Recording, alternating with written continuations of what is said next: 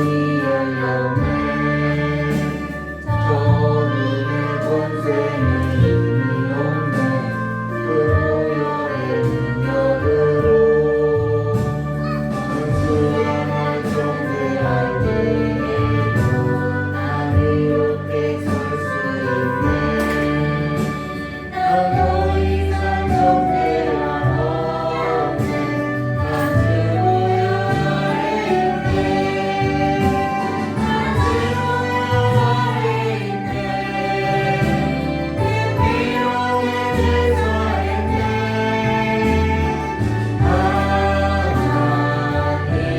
분을 날 거룩해 하시었네 난 주 무혈 아래 있네 난 원수의 어떠한 공격에도 더 이상 넘어지지 않네 난 주 무혈 아래 있네 난 주 무혈 아래 있네 그 피로 내 제사했네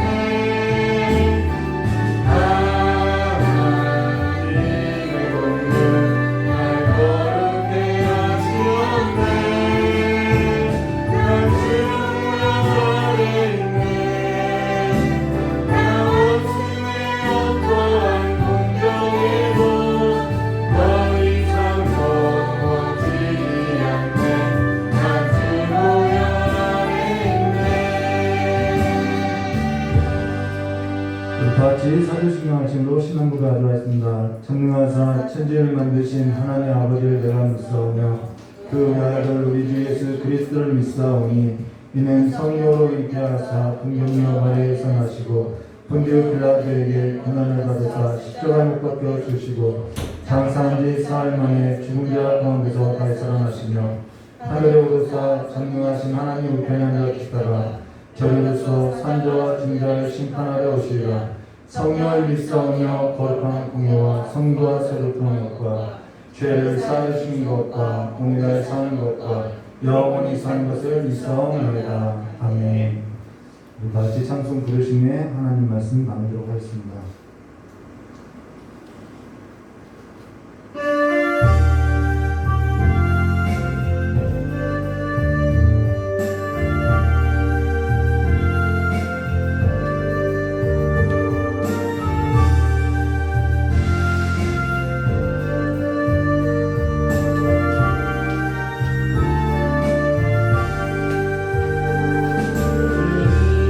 홀로 하신 분이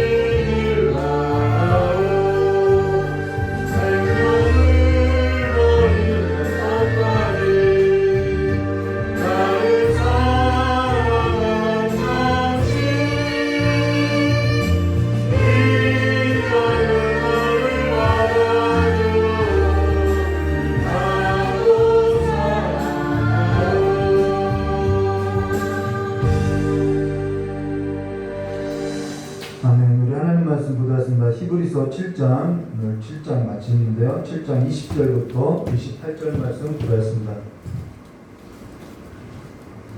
우리의 신앙에 있어서 어쩌면 이 부분이요, 너무나도 중요합니다. 가장 중요하다고 해도 괜찮은 것 같아요. 물론 성경이 다 늘 그렇지만 늘 가장 중요한 부분이라고 하는데요. 그만큼 이 부분이 또한 중요한 부분입니다. 우리 20절과 28절 함께 교도하도록 하겠습니다. 또 예수께서 제사장 되신 것은 맹세 없이 되신 것이 아니니 맹세 없이 제사장이 되었을 때 오직 예수는 자기에게 말씀하심으로 말미암아 맹세로 되신 것이라. 주께서 맹세하시고 이루시지 아니하시니 내가 영원히 제사장이 하셨도다. 이와 같이 예수는 더 좋은 언약의 보증이 되셨느니라. 제사장이 된 그들의 수요가 많은 것은 죽음으로 말미암아 항상 잊지 못한 일이래. 예수는 영원히 계심으로 그 제사장 직분도 갈리지 아니하니라. 그러므로 자기를 하나님께 나아가는 자들은 온전히 구원하실 수 있으니 이는 그가 항상 살아계셔서 그들을 위하여 간구하시니라.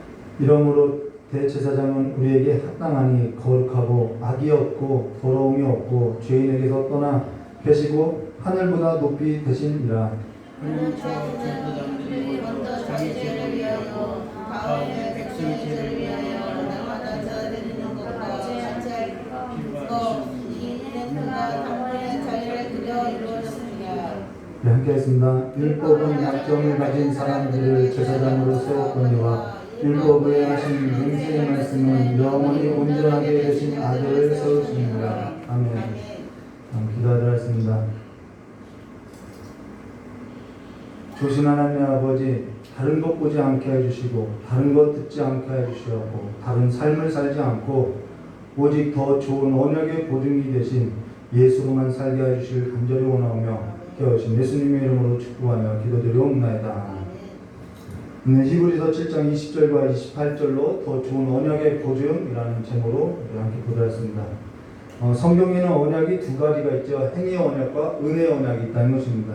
근데 우리는 행위의 언약이 있지 않고 더 좋은 언약의 보증이 대신 은혜의 언약 아래에 있다는 것을 여러분 믿으시기를 주님의 이름으로 축복합니다. 우리가 살면서 다른 사람과 비교가 될 때 기분이 별로 좋지 않죠.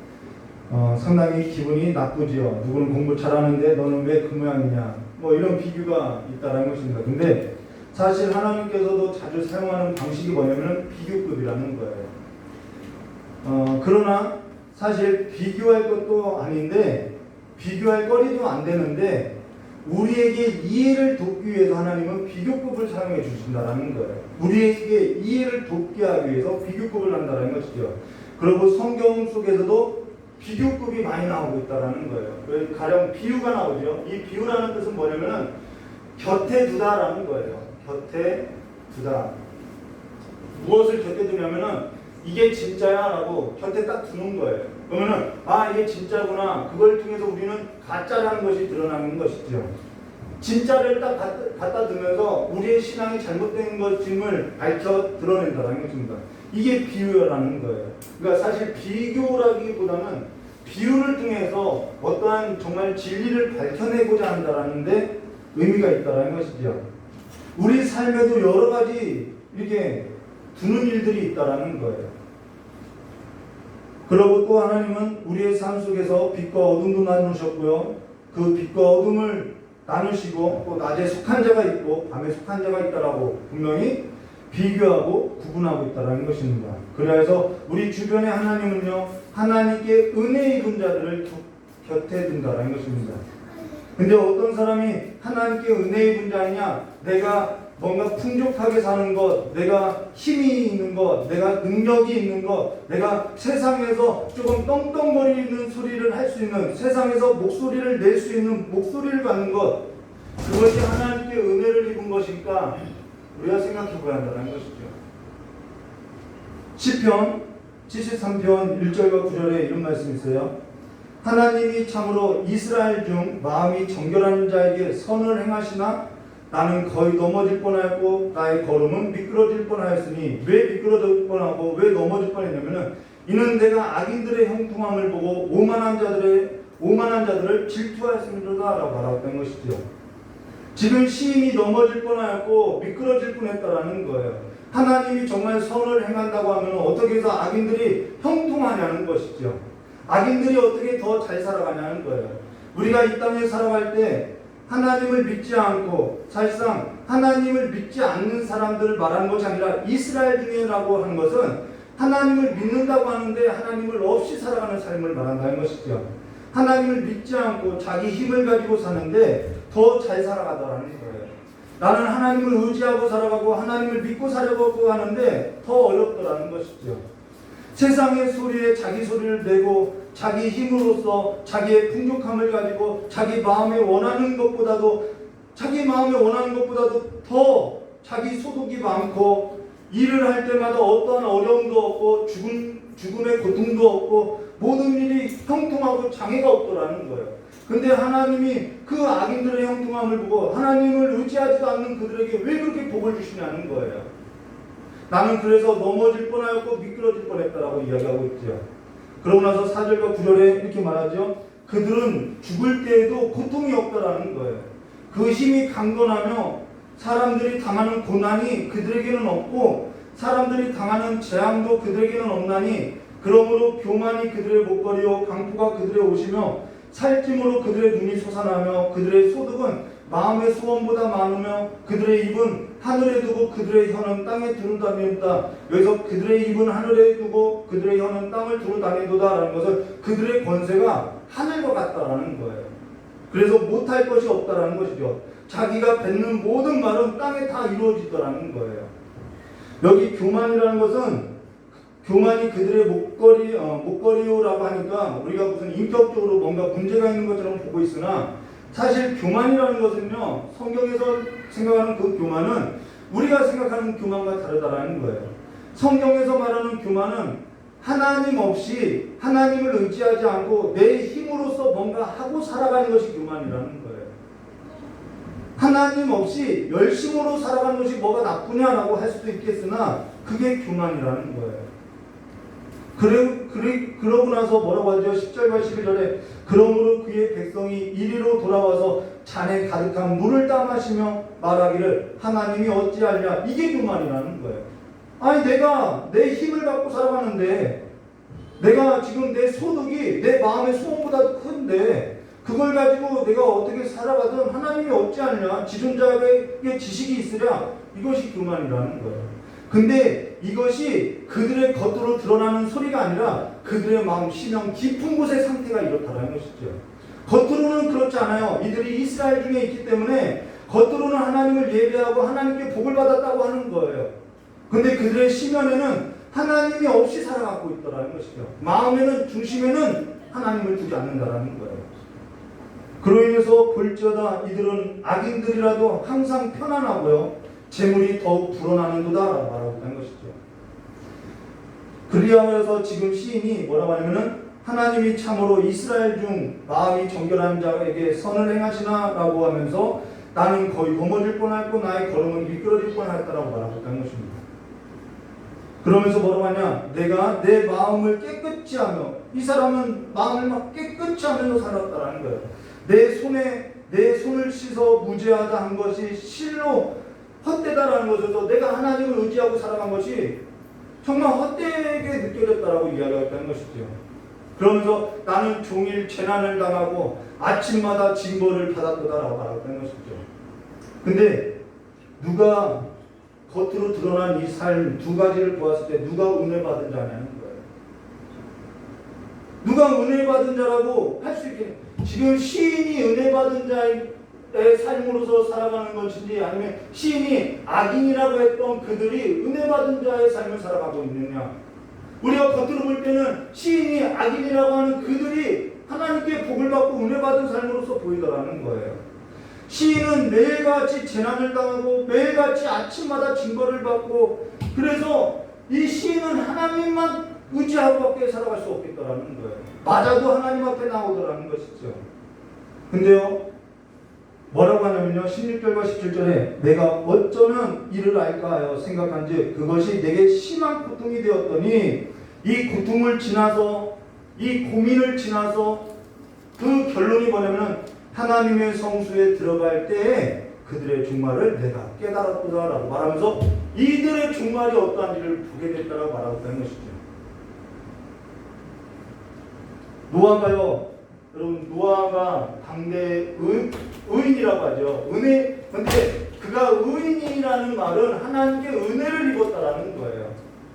근데 당시에 모든 사람들이 이 노아를 보았을 때 노아는 바보죠.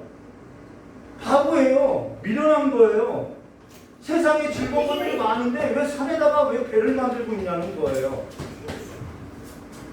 근데 이 노아의 삶은 하나님께 은혜 받은 자들로서, 하나님의 은혜 받은 자로서 그의 삶이 그 당시에 세상 가운데 살았던 모든 사람들에게 뭐가 되냐면 너희들 하나님의 심판이 있을 거라는 복음이 전하여졌다는 것이죠.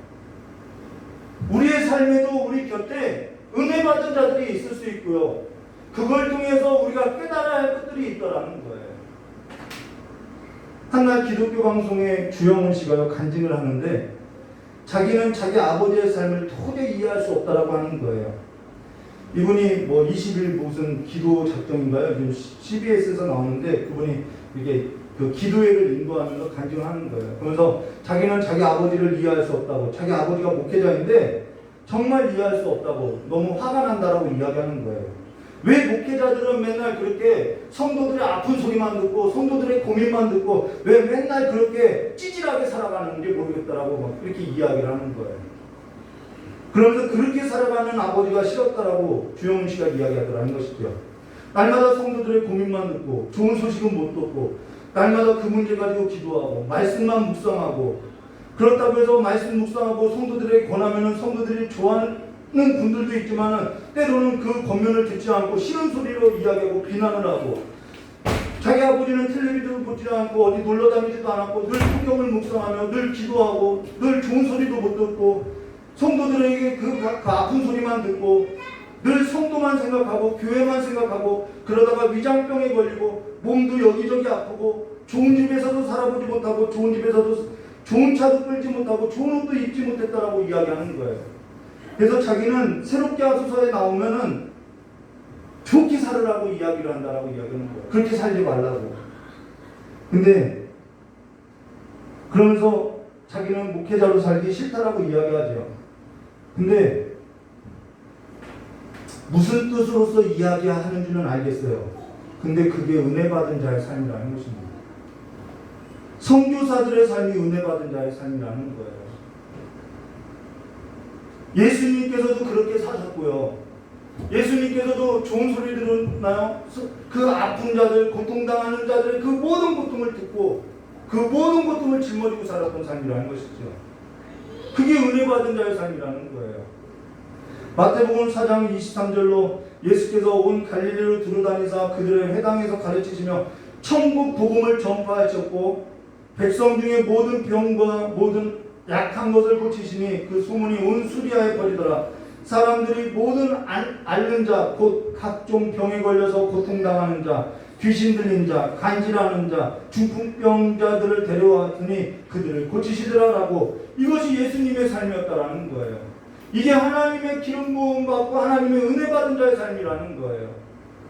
저 역시 세상의 나라의 그 세상 임금 공중권세 잡은 자 밑에서 세상 풍조를 즐거워하면서 살았던 삶이 있어요. 저의 욕심껏 살았던 삶이 있다라는 것입니다.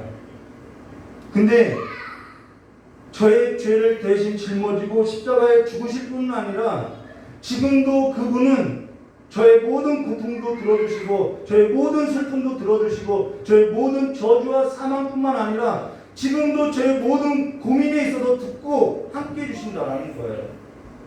근데 하나님 나라의 그 성소 안에서 살아가는 삶이 있는데 다른 것에 어떻게 눈이 돌아갈 수 있겠냐는 거예요. 그보다 더 좋은 것이 무엇이 있겠냐는 거예요. 하나님께 은혜 입은 자가 기도하는 것이고요. 하나님께 은혜 입은 자가 말씀을 묵상하는 것이고요. 하나님께 은혜 입은 자가 누군가 그리스도 예수 안에서 누군가의 고통 있는 소리를 듣고 하나님께 기도할 수 있다는 거예요. 그리스도와 함께 살아가는 삶이 있음을 말해줄까는 것이죠. 저의 삶에는 저희 삶에도 그런 사람들이 있었어요. 하나님께 은혜 입었던 자들이 있었다라는 것입니다. 그 사람들이 누구냐면요, 저희 아버지였고요, 저희 어머니가 그렇게 살아왔다라는 거예요. 우와.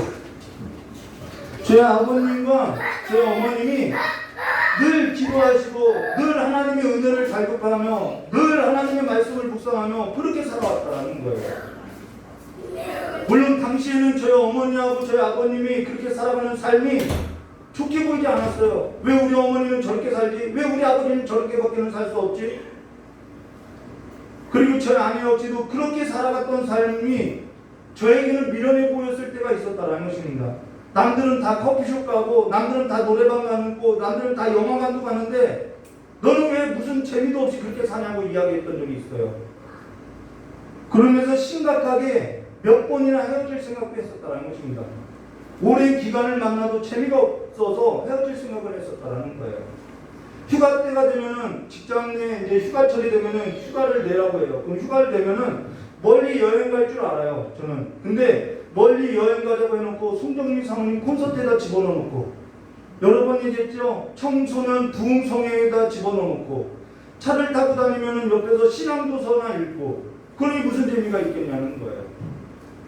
근데 지금 생각하니까요, 그게 하나님의 은혜 입은 자가 그렇게 살아가더라는 것이죠. 그 삶으로 인해서 내가 심판의 자리에 있었다는 것을 깨닫게 되었다는 거예요. 하나님께서 그렇게 시청과 교제를 우리의 삶의 곁에 두고 있었다는 것입니다. 지금 시편 73편 1절과 17절에 하나님을 믿지 않았던 사람들 가운데서 말하는 것이 아니라 하나님을 믿었던 이스라엘 중에 그러한 자가 있었다라고 말하는 것이죠. 지금으로 말하면 교인 중에 그러한 자가 있다라는 것을 말해주고 있다는 거예요. 근데 정작 그들이 하나님의 은혜 입은 자라고 자처하면서 하나님이 없이 살아가는 삶으로서 살아가다라는 것이죠. 이때 당시 히브리서가 쓰여졌을 때를 한번 여러분 생각해 보세요. 히브리서가 쓰여졌을 때는 로마가 온 세계를 지배할 때라는 거예요. 근데 이 로마의 그 압제 속에서 이 그리스도인들이 살아가고 있다라는 거예요. 그러면은 로마로부터의 오는 혜택을 받고 살아가는 것이 은혜 입은 삶으로서 보이는지, 아니면은 로마로부터 압제를 받고 살아가는 것이 하나님께 은혜 입은 자의 삶의 모습인지, 어떠한 삶이 은혜 입은 사람이라는 거예요. 오늘도 세상으로부터 내가 혜택을 받고 살아가는 것이 하나님의 은혜인지, 아니면 세상으로부터는 미움을 받아도 하나님의 은혜로서 살아가는 것이 은혜 입은 것인지 생각해 보라는 거예요.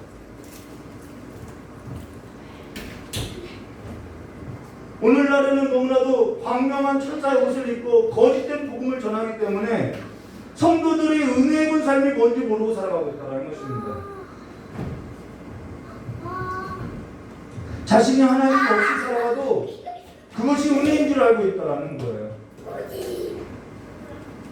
오늘 시편 73편 1절과 17절에 11절과 17절 말씀 보시면 이렇게 말해요. 내가 어쩌면 이를 할까 하여 생각한즉 그것이 내게 심한 고통이 되었더니 하나님의 성소에 들어갈 때에야 그들의 종말을 내가 깨달았나이다 라고 그들의 종말을 깨달았다는 거예요. 여러분의 삶에서도 여러분의 종말을 깨달으시기를 주님의 이름으로 축원합니다.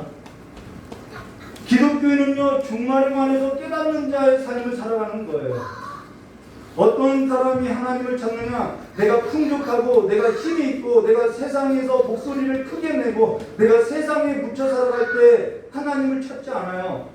어떤 사람이 하나님께 은혜 주느냐? 심령이 가난한 자가 하나님의 은혜 입은 자고요, 애통한 자가 하나님께 은혜 입은 자고요, 온유한 자가 하나님의 은혜 입은 자고요, 의에 줄이고 목마른 자가 하나님께 은혜를 입고 하나님께 복을 받은 자라는 것입니다. 하나님께 은혜 입은 자는요, 하나님을 찾게 되어 있다는 것이죠. 근데 지금 이 말을 언급하는 것은 지금 언급했듯이 이 글을 읽었던 히브리 독자들의 상황이 어떠했냐면은 로마의 압제를 받고 있었고 경제적인 어려움이 있었고 유대교로부터 다시 회개하라는 소리를 듣고 있었다는 거예요.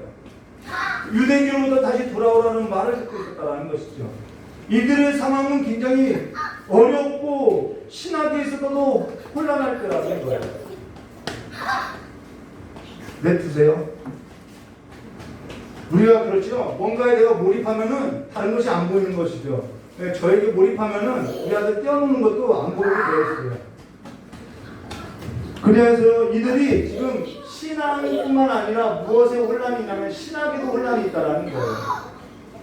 신학에 혼란이 있는데요. 이 신학의 혼란은요, 신앙의 혼돈을 낳고요. 신앙의 혼돈은요, 무엇을 변질시키냐면 우리의 삶을 변질시키는 거예요. 신학이 잘못되면요, 신앙이 잘못되고요, 신앙이 잘못되면요, 삶이 타락한 삶으로서 세속적으로 가고요, 율법으로 가게 되어 있다는 거예요. 지금 이들이 어떠한 신학의 혼돈이 있었냐면요, 온다고 하는 예수는 언제 오는 거야? 이 혼란이 있었다는 거예요. 아니, 다시 온다고, 곧 오신다고, 다시 속히 오신다고 하신 그 예수는 도대체 언제 오는 거야? 라는 신학의 혼란이 있었다는 거예요. 그래서 이런 거죠. 이미 오신 것 아니야? 어디 내려오신 거 아니야? 저분이 예수 아니야? 저기가 그리스도가 아니야? 이러한 신학의 혼란이 있었다는 것이죠. 그리고 어떠한 예수님이 오지 않으니까 뭔가 문제 있어서 오지 않은 건 아니야?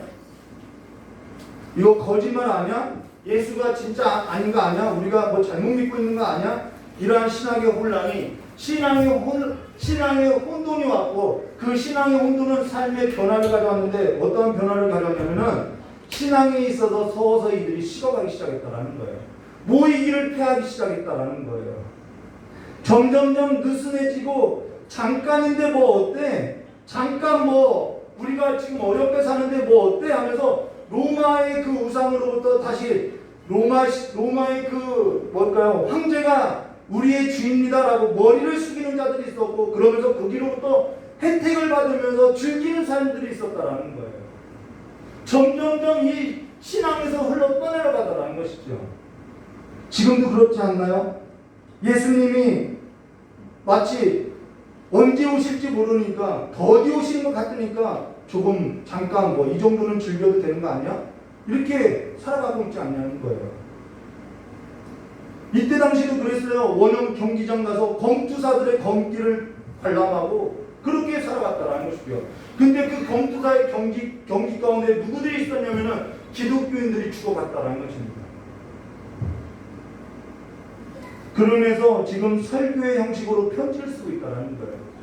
흔들리지 말 것을. 그래서 20절과 21절 말씀 보도록 하겠습니다.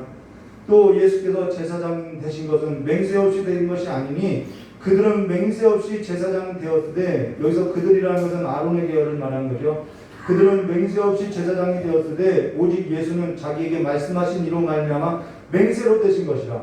주께서 맹세하시고 뉘우치지 아니하시리니 내가 영원히 제사장이라 하셨도다라고 이야기했죠. 근데 지금 이 20절과 21절이 나하고 무슨 상관이야? 라고 말할 수 있어요. 근데 우리가 기억할 것은요, 사탄은 사탄처럼 오지 않아요. 사탄이 여러분 보기에 사탄처럼 오면은 우리는 속지 않아요. 근데 사탄은요, 여러분 보기에 좋은 옷을 입고 세상에 좋은 문화의 옷을 입고 세상의 풍조의 옷을 입고 다가온다는 것입니다. 그래서 세상의 공중권세 잡은 자라고 하는 것이죠. 여기 예수는 맹세로 되었고 그들은 맹세 없이 되었다라는 것이 나와 무슨 상관이냐? 이것이 너무나도 중요하다라는 거예요. 오직 예수는 자기에게 말씀하신 이로 말미암아 맹세로 되신 것이라 라고 하고, 여기 오직 예수는 자기에게 말씀하신 이로 말미암아 라고 한 이 말씀하신 이는 누구를 말하냐면 하나님을 말하는 거예요. 사실 맹세라는 것은 아랫사람이 윗사람에게 맹세하는 거죠. 근데 하나님이 오직 예수에게 맹세하신 것은 무슨 뜻이냐면 하나님보다 더 높은 분이 없기 때문에 하나님이 자신을 걸고 맹세했다라는 거예요. 근데 하나님이 자신을 걸고 맹세했는데 그 맹세할 때는 뭐가 필요하냐면요, 보증이 필요한데 그 보증이 뭐냐면 예수 그리스도라는 거예요. 하나님이 맹세를 해야 하는데 하나님 자신보다 높은 사람이 없어요. 그래서 하나님이 자신의 이름을 걸고 맹세해야 하면서 그 보증으로 누구를 걸었냐면 예수를 걸었다는 것입니다. 이게 그 말이라는 거예요. 하나님께서 자기 자신을 걸고 맹세했다는 것입니다. 근데 하나님께서 자기 자신을 걸고 맹세했는데 하나님께서요 자기 자신을 걸고 맹세한 보증으로 그의 아들을 걸고 맹세했다라는 것입니다. 그러고 나서 주께서 맹세하시고 뉘우치지 아니하시니 내가 영원한 제사장이라 하셨다라고 맹세하시고 뉘우치 않았다라는 것은 변개하지 않겠다라는 거예요. 우리가 성경을 읽을 때 놓치지 말아야 할 것이 뭐냐면요. 하나님께서는요 심판을 선포해요. 근데 심판을 목적으로 하지 않아요. 하나님께서는 저주를 선포해요. 근데 저주를 목적으로 하잖아요. 무엇을 목적으로 하냐면 생명과 구원을 목적으로 선포한다는 것입니다. 하나님께서 변개하지 않아요. 우리의 연약함을 알아요. 우리가 언약을 깰 것도 알아요. 근데 하나님은 변개하지 않아요. 그렇기 때문에 하나님께서 변개하시면은 연약한 우리가 불완전해서 어떻게 살 수 있냐는 거예요. 어떻게 확신하면서 살 수 있냐는 거죠. 하나님께서 복을 주시겠다고 하면요, 내가 연약해도 복을 받게 되어 있는 거예요. 하나님께서 복을 주시겠다고 하고 다시 저주하시겠다고 하고 다시 복을 주시겠다고 하고 다시 저주하겠다고 하고 하면은 우리는 연약해서 확신 가운데 설 수 없어요. 그래서 하나님께서는요, 하나님이 맹세하시고 그 보증으로 그 아들을 걸었다라는 것입니다. 난 변개하지 않는다. 나는 반드시 이룬다. 이 말이라는 거예요.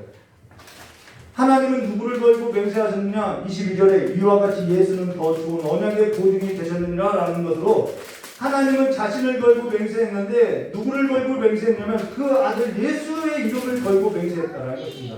그래서 예수는 더 좋은 언약의 보증이 되셨느니라 라는 것이죠. 그러면은 맹세가 중요하냐? 중요하죠. 중요하니까 성경에 쓰였겠죠. 지금 예수하고 아론의 계열이 있어요. 예수하고 아론의 계열이 있죠. 예수하고 아론의 계열하고 비교하고 있는데 예수는 맹세로 됐다라는 거예요. 근데 아론의 계열은 하나님이 너 제사장 해라 라고 명령한 거예요.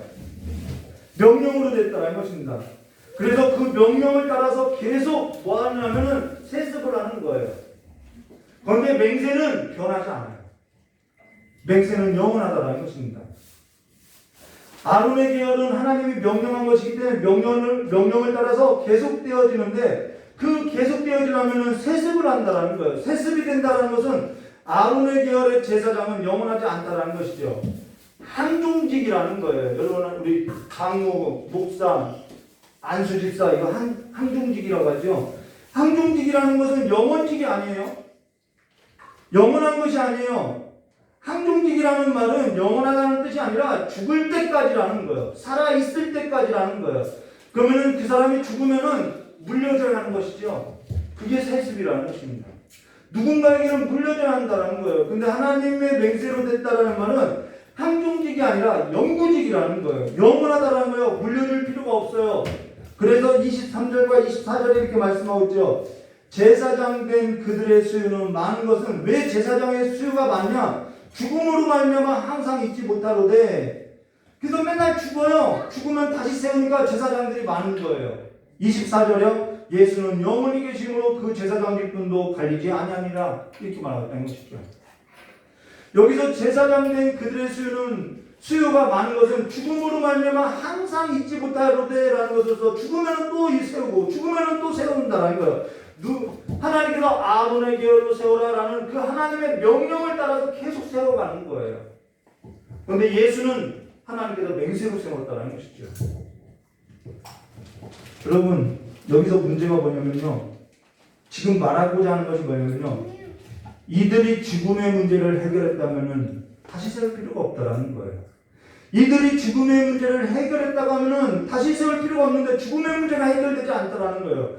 이들 앞에는 날마다 죽음의 문제가 갈려서 계속해서 세습해야 하고 날마다 죽음의 문제가 있기 때문에 이들은 제사장이 되어도 자기 죄를 위해서 제사를 해야만 했다라는 거예요.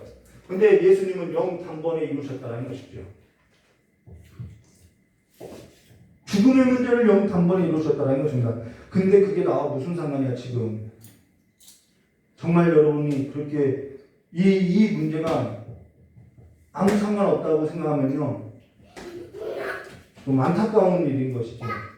예수가 하나님의 맹세로 되었던 아론의 계열이 하나님의 명령으로 되었던 지금 그게 내가 알 바 아닌가 알아야 하기 때문에 지금 성경에 써놨다라는 것입니다. 오늘 우리가 알아야 하니까 하나님께서 지금 성령을 통해서 성경으로 말씀해 주시고 있다는 거예요.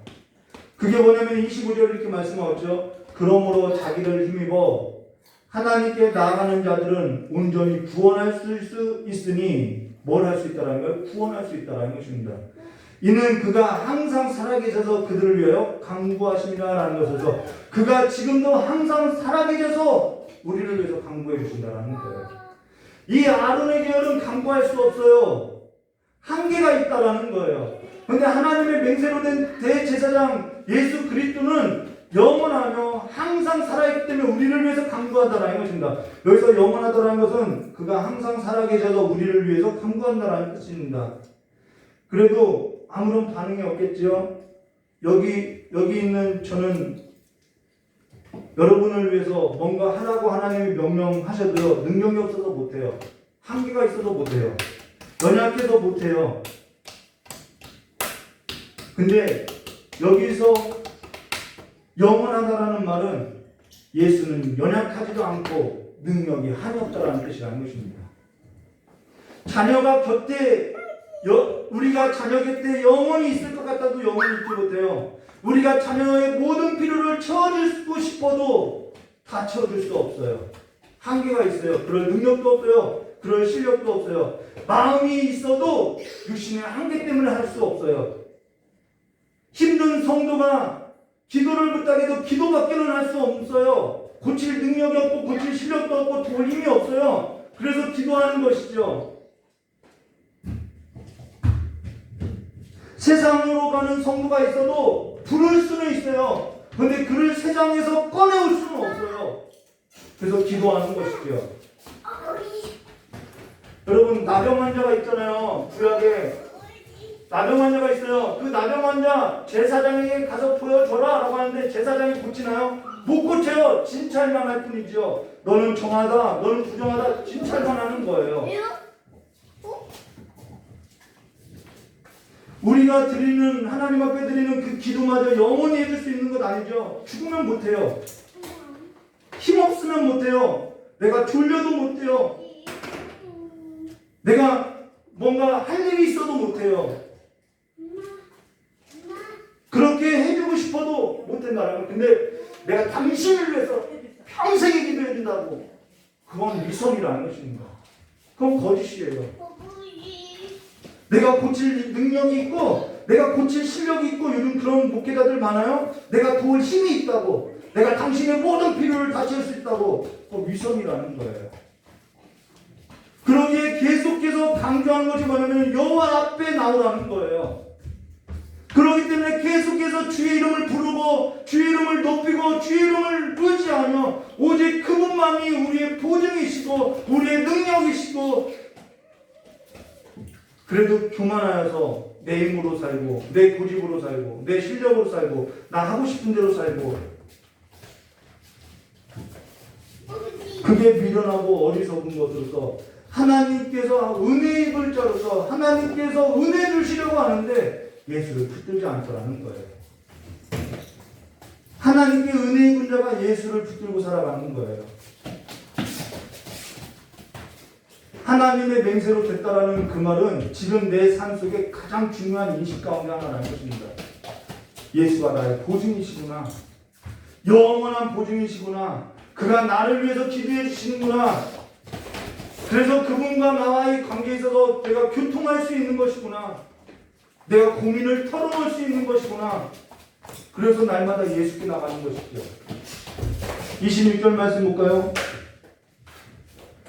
우리 장로님 26절 한번 읽어드릴까요? 히브리서 7장 26절요. 26절이요? 예. 이러한 대제사장은 우리에게 합당하니 거룩하고 악이 없고 더러움이 없고 죄인에게 떠나 계시고 하늘보다 높이 되시니라. 예, 여기 나오죠. 이러한 대제사장은, 여기서 이러한 대제사장은 영원한 대제사장 예수 그리스도 한 분을 말하는 거예요. 이러한 대제사장은 우리에게 합당하니라는, 여기서 합당하니라는 것은 그분이 능력이시다 이 말이라는 거예요. 나에게 합당하다라는 거예요. 왜 합당하냐? 그는 거룩하고요, 악이 없대요. 그래서 우리를 도울 수 있다는 것입니다. 저는 악도 있고 죄도 있고 그래서 여러분을 도울 수 없는 거예요. 근데 이러한 대제사장은 우리에게 합당하니, 이 합당하니라는 단어가 너무나도 중요한 거예요. 능력이다 라는 말이라는 거예요. 내게 능력이다, 내게 도움이다, 내게 방패다, 내게 가장 좋은 보증이다, 내게 구원이 되신다, 그래도 나의 구원을 그가 이루신다 이 말이라는 것입니다. 근데 그가 우리에게 합당하니라는 것은 그가 내게 도움이 되고 내게 능력이 되고 내게 더 좋은 보증이 되고 나의 구원이 될 수 있는 까닭이 어디 있냐면은 그는 거룩하고 악이 없고 더러움이 없고 죄인에게서 떠났고 하늘보다 높이 되신 분으로서 거룩한 하나님이시기 때문에 가능하다는 것입니다. 여러분, 이보다 더 나은 하나님이 어디 있어요? 우리에게 이보다 더 좋은 보증이 어디 있어요? 저와 같은 사람은 변덕스러워요. 저와 같은 사람은 연약해요. 하루에도 12번씩 감정이 오르락내리락해요. 저 같은 사람은 죄가 가득해요. 생각하는 동시에 죄를 짓고 살아가는 것이 저예요. 어려서부터 죄를 졌고 계획하는 모든 것이 악에서부터 나와서 악으로 덮여 있는 것이 저예요. 근데 제가 무슨 여러분에게 도움이 될 수 있어요? 이용만 하겠지요. 근데 내가 그러한 까닭에 그분은 거룩하고 그분은 죄가 없기 때문에 더러움이 없기 때문에 그분만이 나의 도움이 되실 수 있고 그분만이 나의 능력이 되실 수 있고 그분만이 나의 보증이 되고 구원이 된다라는 고백이 나올 수 있다는 것입니다. 그래서 하나님께 믿음으로 은혜를 받은 자는 그 믿음으로 말미암아 예수를 주라 신나며 살아가는 것이죠. 예수밖에 없지요. 죄로 인해서 가난하고 죄로 인해서 고난당하고 죄로 인해서 환난당하고 애매한 소리도 듣고 무지하다는 말도 듣고 더럽고 추하고 병들고 죽음을 이기지 못해서 날마다 그 죽음 앞에 서서 하나님 나 좀 해결해달라고 해결해달라고 도와달라고 한다는 것이죠. 그래서 계속해서 여러분에게 하고 싶은 말이 뭐냐면은 예수 붙들면 살고요, 예수 붙들지 않으면 죽는 거예요.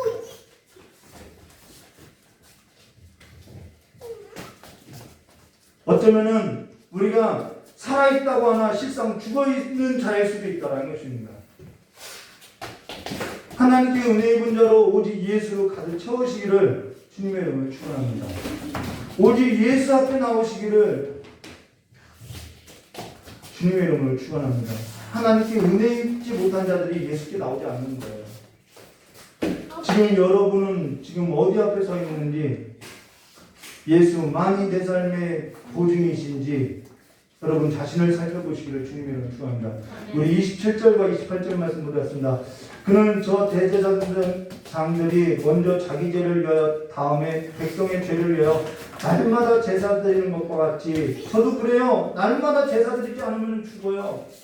제사 드리는 것 같이 할 필요가 없으니 이는 그가 단번에 자기를 드려 이루셨습니다 라는 것에서 아론의 계열은요, 자기도 죄인이기 때문에 죽음의 문제를 해결하지 못한 까닭에 자기 죄를 위해서 제사를 드리고 나서 그 다음 백성의 죄를 놓고 기도한다는 것이죠.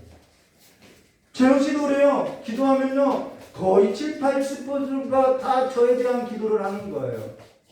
그러고 나서 성도를 놓고 기도하죠. 물론 순서가 바뀔 수도 있어요. 근데 그러한 까닭이 어디냐면은 내가 능력이 있으면은 그렇게 할 필요가 없죠. 근데 나도 죄인이기 때문에, 연약하기 때문에 그렇게밖에 할 수 없다는 것입니다. 그래서 기도하는 것이고요. 그래서 예수 붙들려고 하는 것이고요. 근데 가장 무서운 것이 뭐냐면요, 이거예요. 나의 연약함을 합리화하는 것이 더 무섭다는 것입니다. 내가 연약하고 내가 죄인이라는 것을 합리화해서 남들 다 그렇게 사는 거 아니야? 사람이니까 나도 죄짓고 사는 것이지, 이 합리화하는 것이 더 큰 죄다라는 거예요. 이 자기 합리화 때문에 하나님 앞에 나가지를 않는 거예요. 이 정도는 다 하고 살아가는 건 아니야? 이 정도는 하고 살아가야 살아갈 수 있지. 이 정도는 타협해야 살아갈 수 있지, 이 세상에서. 이 정도까지 하지 못하면은 어떻게 살아? 아니, 사회생활 하는데 술 한잔은 해야지. 아니, 노래 한 곡 정도는 부를 수 있어야지. 이렇게 합리화하는 것이 더 무섭다는 것이죠. 그 삶은요, 아직 십자가가 뭔지 모르는 삶이라는 거예요. 하나님의 은혜가 뭔지 모르는 것이에요. 구원이 뭔지 모르는 거예요. 위선이지요. 가면을 쓰고 살아가는 것이죠.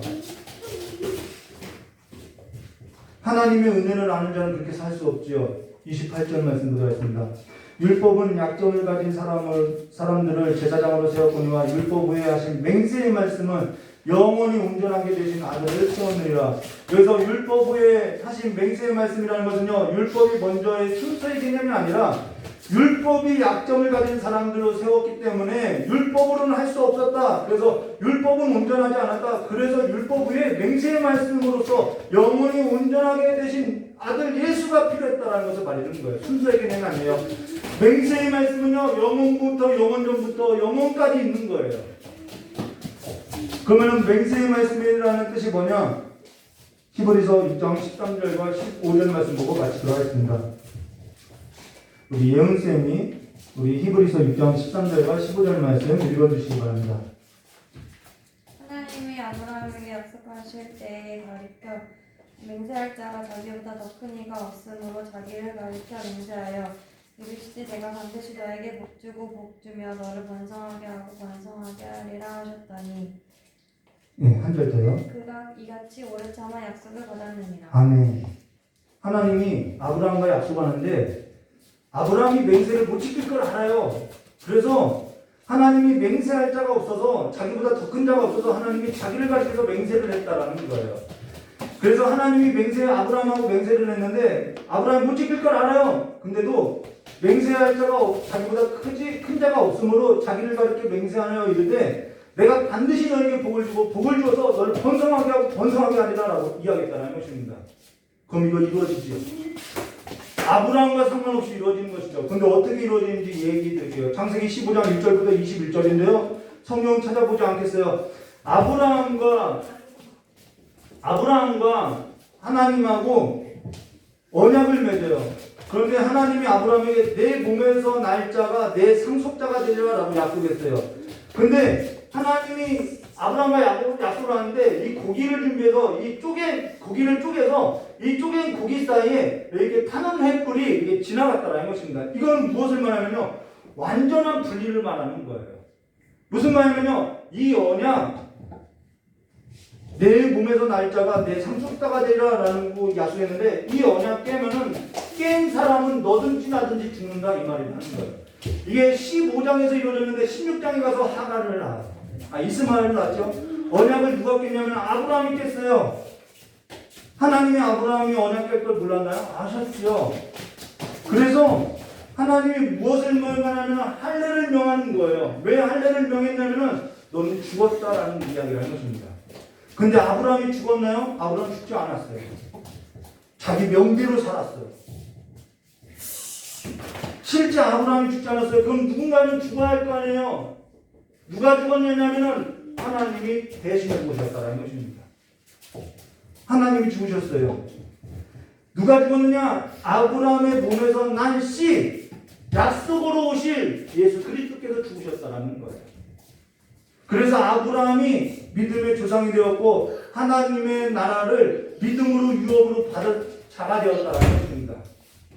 예수의 죽음으로 아브라함의 난 씨, 아브라함의 몸에서 난 그 약속으로 오실 예수가 그가 죽음으로 인해서 우리가 아브라함의 자손으로서 그 아브라함의 언약 아래서 무엇을 얻게 되냐면 하나님의 나라를 얻었다라는 말을 이와 같이 하고 있다는 거예요. 하나님의 언약이 안 끝났죠. 계속 이어지죠. 지금 우리가 어떻게 하나님의 나라의 유업으로 얻었느냐? 하나님께서 맹세하신 맹세의 말씀, 곧 아브라함 몸에서 난 씨, 아브라함의 자손으로 오실 그리스도를 보증으로 하셔서 우리가 하나님 나라의 자녀가 되었다는 것입니다. 그뿐만 아니죠.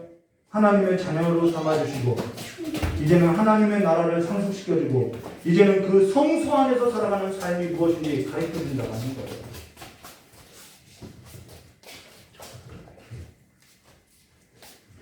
하나님께서 아들을 걸고 맹세했다는 것은 바꾸지 않아요. 죽어서라도 우리를 끌고 간다는 것입니다. 그 아들의 몸을 찢어서 맹세한 거라는 거예요. 그 아들의 몸을 찢어서 맹세한 거라는 거예요. 우리가 그 길로 하나님의 나라를 유업으로 얻었다는 것이죠. 그 아들의 몸을 찢어서 들어가게 된 하나님의 나라의 유업을 버리고 살 수 있느냐? 그럴 수 없느니라라는 것입니다. 그러면서 오직 예수뿐이라는 것이죠. 하나님께 은혜 입은 자는, 하나님의 나라를 유업으로 받는 자는 오직 예수뿐이라는 거예요. 예수보다 더 좋은 보증이 있느냐? 없어요. 예수를 떠나서 뭔가 할 수 있느냐? 없어요. 예수 없이 뭔가 생각할 수 있느냐? 없어요. 오직 그리스도 예수만이 내게 있어서 가장 합당하신 분으로서 그분을 찬양할 수밖에 없다라는 거예요. 예배가 뭐냐? 예배라는 것은요, 영광받기에 합당한 자에게 영광을 돌려드리는 것이 예배예요. 오늘 여러분이 예수가 내 삶에 가장 합당하다고 믿는 자라고 하면은, 하나님께 은혜 입은 자라고 한다면은 하나님께 합당한 영광을 돌리는 삶으로서 살아가게 되어 있다는 거예요. 그 삶이 되시기를.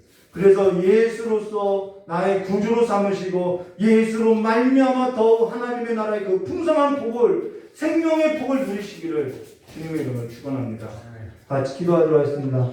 좋으신 하나님 아버지, 이제는 예수로서 살아가게 해주시었고 예수로 말미암아 들어가게 된 그 하나님의 나라의 삶을 이 땅에서도 구현하면서 살아갈 수 있도록, 실현하면서 살아갈 수 있도록 주님으로 복을 허락하여 주시고, 날마다 우리의 삶 가운데 예수를 떠나서 살아가는 삶이 아니라 예수와 함께 살아가는 삶으로서 하나님의 나라의 유업을 잇는 거룩한 삶이 될 수 있도록 복을 허락하여 주시길 간절히 원하오며 기도하신 예수님의 이름으로 축복하며 기도드리옵나이다.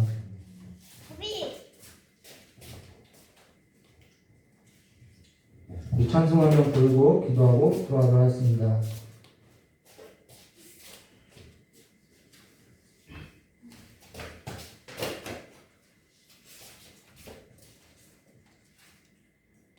여러분, 가정 문제 어떻게 해결할 수 있어요? 예수 이름으로서 해결하는 거예요. 여러분의 질병의 문제 무엇으로 해결할 수 있어요? 예수 이름으로서 해결할 수 있는 거예요. 여러분, 죽음의 문제가 무엇으로 해결할 수 있어요? 예수 이름으로 해결할 수 있는 거예요.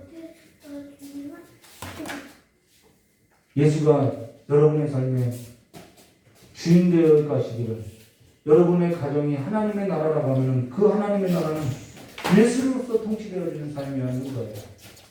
그 예수로 살아가시기를 주님의 이름으로 축복합니다.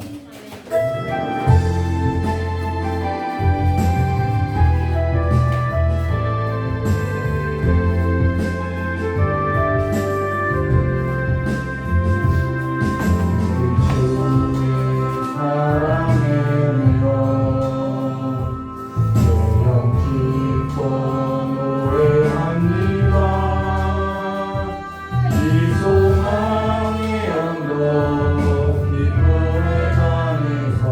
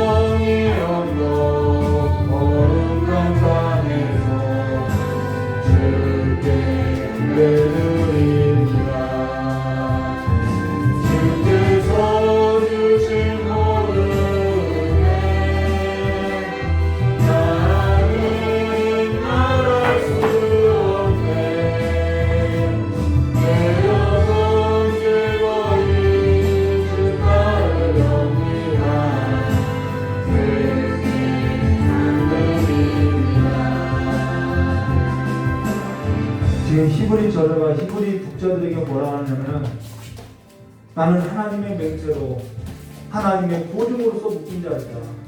이 말을 하고 싶은 거예요. 내가 하나님께 은혜를 받아서 하나님의 맹세로 말미암아 하나님께서 그 아들 보증을 세운 그 보증으로 말미암아 내가 왼발이어서 하나님의 나라의 유업을 얻게 되었다. 이 말을 하는 거예요. 오늘 저 여러분의 삶이 그 삶이 되시기를, 여러분이 고난이 없으면 저도 죽겠지요.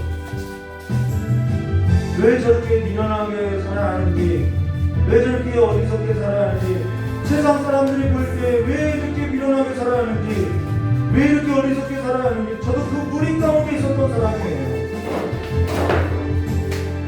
엄마 기도만 하면 다 돼? 엄마 기도만 하면 다 돼? 그렇게 따져 물었던 자예요. 왜 그런 사람을 내 곁에 두었는지 이제야 조금 깨닫게 살아가는 거예요. 중간에 가서 알게 된다는 것입니다. 오늘 주님께 기도하고 주님의 이름 부르고 주님의 이름을 높이는 신앙이 되시기를 주님의 이름으로 축원합니다. 다 같이 이 시간에 여러분의 문제를 주님 앞에 내어맡기고 기도하도록 하겠습니다.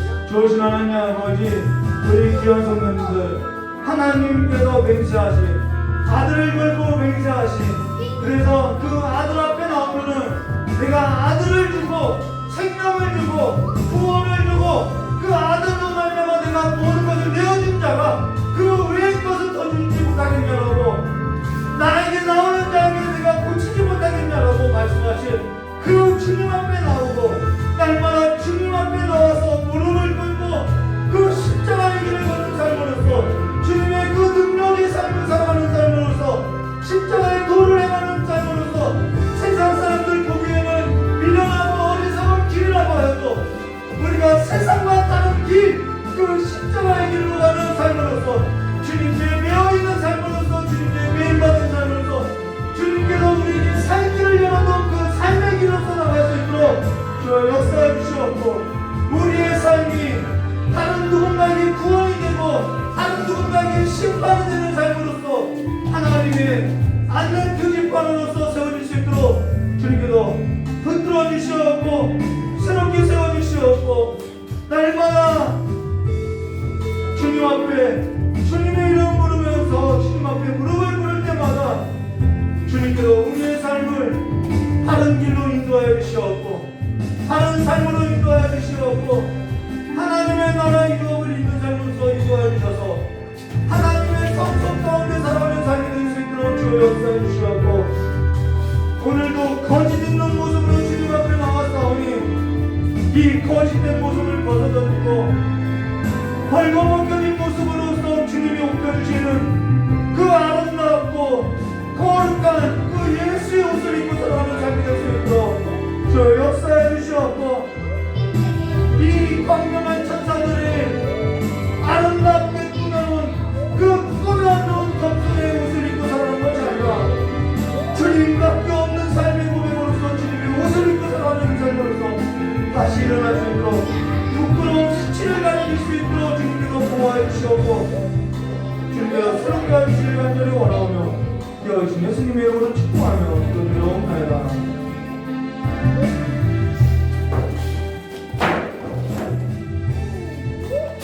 참 좋으신 하나님 아버지,